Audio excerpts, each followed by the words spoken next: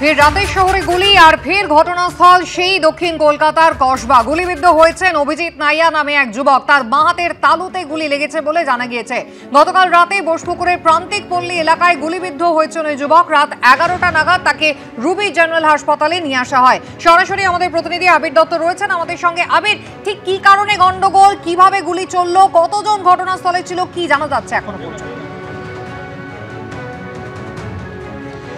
দেখো, যেটা জানা যাচ্ছে যে ব্যক্তি গুলি লেগেছে বলে স্থানীয় সূত্র থেকে জানা যাচ্ছে, সেই ব্যক্তি এবং তার বেশ কয়েকজন বন্ধু মিলে রাত্রি 11টার সময় ওই অঞ্চলে সে বসেছিল এবং বসে থাকার সময় সম্ভবত কিছু বচসা হয়েছে এমনটাই মনে করছেন পুলিশ আধিকারিকরা এবং স্থানীয়রাও।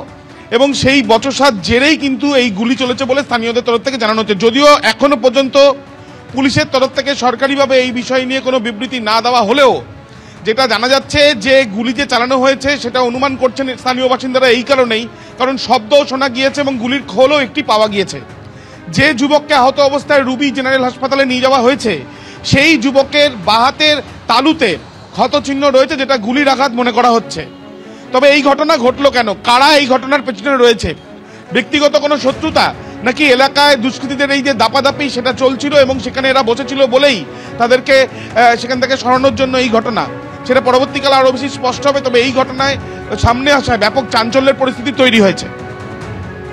একেবারেই আবির, তুমি আমাদের সঙ্গে থাকো।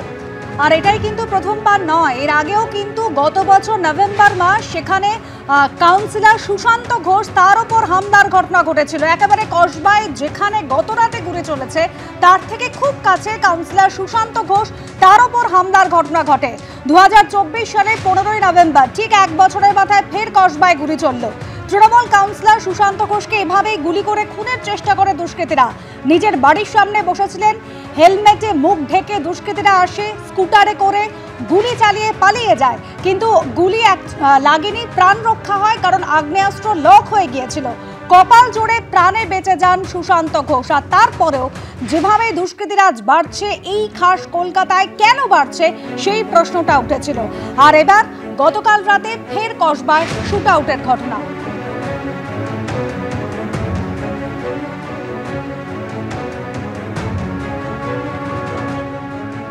আবির দত্ত আমাদের প্রতিনিধি সরাসরি রয়েছেন আমাদের সঙ্গে। আবির, ছবিটার তো কোনো বদল হলো না। গত বছর এই নভেম্বর মাসে জনপ্রতিনিধির ওপর হামলার ঘটনা ঘটেছিল, সে সময় একেবারে প্রশাসনের উচ্চ মহল থেকে বলা হয়েছিল যে পুলিশকে দ্রুত অ্যাকশন নিতে হবে। আর এবারও এই নভেম্বর মাসে এরকম ঘটনা ঘটলো, খাস কলকাতা ঘটনাস্থল ফের কসবা।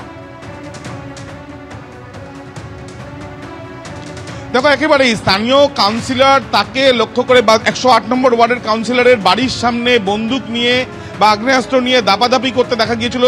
এবং শুধু দাপাদাপি নয়, একেবারে খুনের পরিকল্পনা ছিল বলে তদন্তে উঠে আসে। এরপর থেকে পুলিশ কি করলো, এরপর থেকে সেখানে সিসিটিভি ক্যামেরার আওতায় আরও বেশ কিছু অঞ্চলকে আনা হলো। সিসিটিভি যেগুলো খারাপ সেগুলোকে ঠিক করার প্রক্রিয়া শুরু হলো, টহলদারি শুরু হলো, জিজ্ঞাসাবাদ থেকে আরম্ভ করে ভিন রাজ্য থেকে অভিযুক্তকে গ্রেপ্তার সবই শুরু হলো।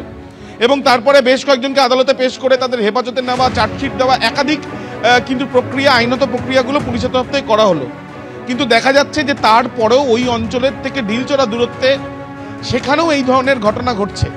এবং শুধু ঘটছেই নয়, যেখান থেকে আহত অবস্থায় এই যুবককে নিয়ে যাওয়া হয়েছে সেখানে বেশ কিছু মদের বোতল থেকে আরম্ভ করে বেশ কিছু বিষয় সেখানে পাওয়া যায়।